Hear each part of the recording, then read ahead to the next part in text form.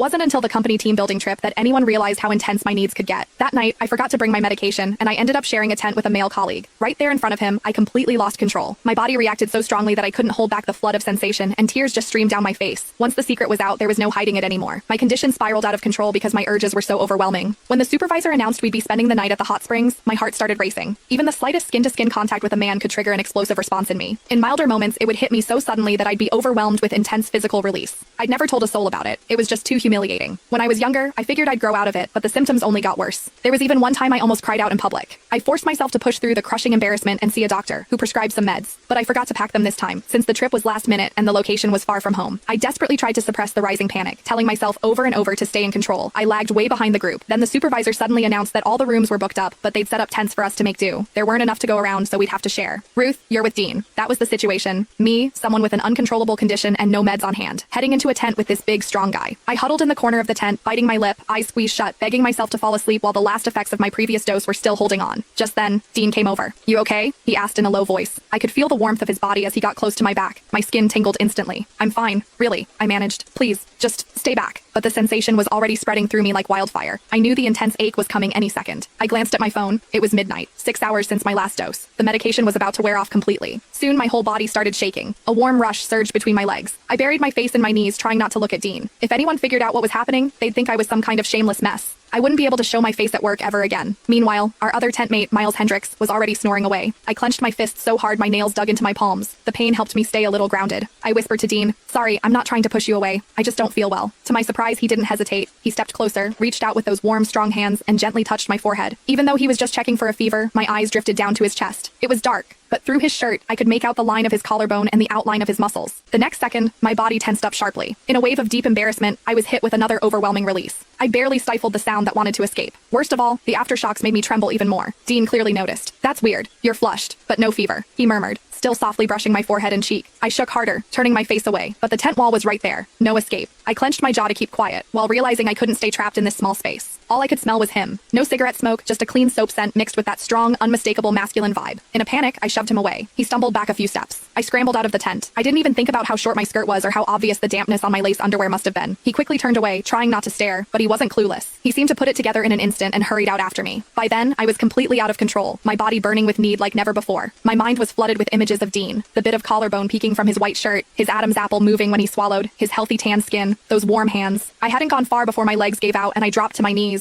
The urge had totally taken over. The impact on the ground didn't even register. Dean caught up immediately, trying to stop me. He helped me up. "What's wrong?" he asked softly. I had a feeling that if it were anyone else collapsing like this, he'd do the same. He was always quiet in the office.